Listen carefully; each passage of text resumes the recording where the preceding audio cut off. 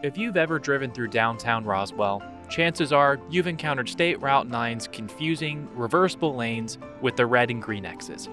Constructed decades ago when traffic volumes were lower, the reversible lanes were supposed to improve traffic flow during peak hours, with the overhead signals indicating when a lane could be used in one direction or the other. But today, many drivers stay out of the center lane for fear of a head-on collision. But there is good news, because the City of Roswell and the Georgia Department of Transportation have been working on fixing the dangerous conditions on this road for several years. They're doing this by removing the reversible lanes and constructing a 4-lane street that will accommodate all users. The street will have 2 permanent lanes in both directions, multi-use trails and sidewalks for pedestrians and bicycles, raised medians, and planting strips for more than 200 trees that will replace those removed during construction. Deputy Director of Transportation Dell-Ross tells us fixing the reversible lanes has been a top priority for the City of Roswell. This is a very dangerous stretch of highway. Over a 4-year period, we had 698 accidents for 48 months of data. That was approximately 200 injuries associated with those accidents. We every day have near misses. We've had fatalities over the years. As a matter of fact, this is one of the most dangerous corridors in the area, with a 247% higher crash rate and a 208% higher injury rate than the statewide average. While the city and GDOT are working together to fix the road, solving the issue of the reversible lanes has been a long and challenging process. Over 20 years ago, the state DOT hired an engineering firm to try and engineer and propose a solution to this road project. It was wider than what we're doing now, and it ultimately wasn't supported by our elected officials and by our residents. The project sat dormant for about 10 years, and then the city tried to revitalize it and figure out, is there a more tasteful, narrow, more context-sensitive design approach to this road in order to have it meet state DOT standards, but yet also meet the desires of our residents. In 2010, the city began working with GDOT, Roswell residents, business owners, and the National Park Service to come up with a solution for the reversible lanes that all could agree upon. Easy, right? Not quite. It took 3 years and many meetings to find a solution. And in 2012, Mayor and Council approved the design for the project. Dell-Ross says stakeholder involvement was key to its success. One of the very first things the city did to restart the project in 2010 was we started interacting with a lot of the stakeholders, residents in the area, businesses along this corridor. We formed a citizens advisory committee that had multiple meetings in 2010 and 2011.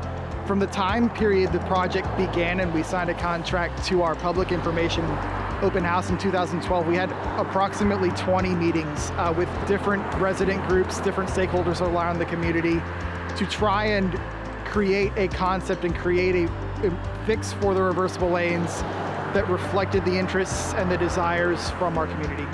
The National Park Service, their previous superintendent and their current superintendent, Bill Cox, are a very important stakeholder to this project. Without their support, this project would not be as far along as it is now.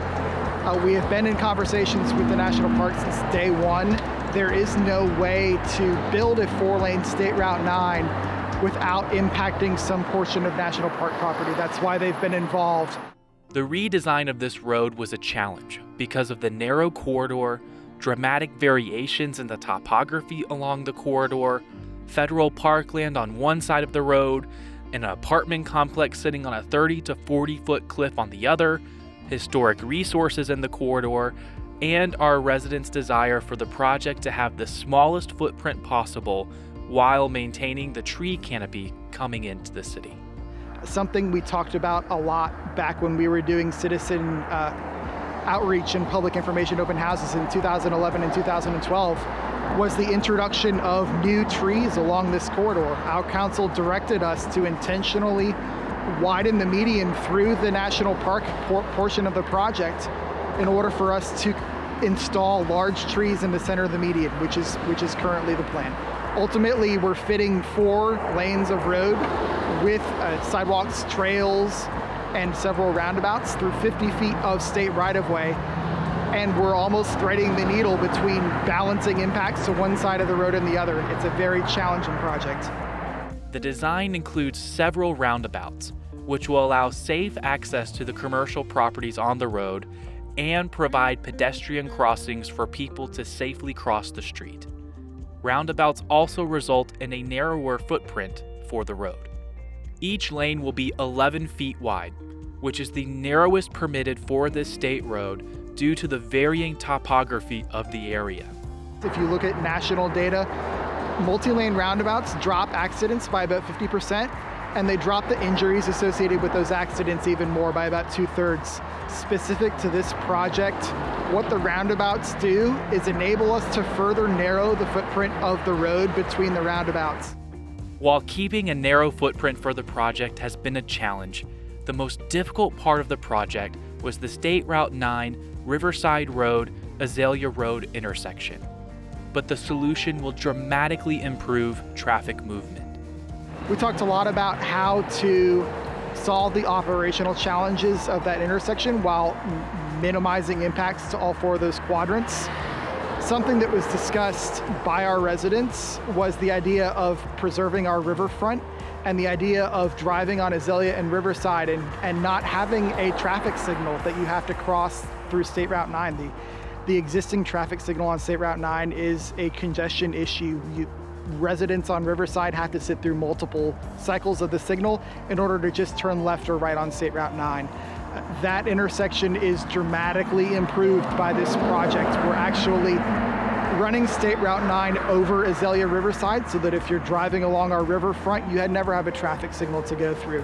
As of August 2019, GDOT is 12 months into right-of-way acquisition for this project and expects the acquisition to continue for another 12 to 16 months.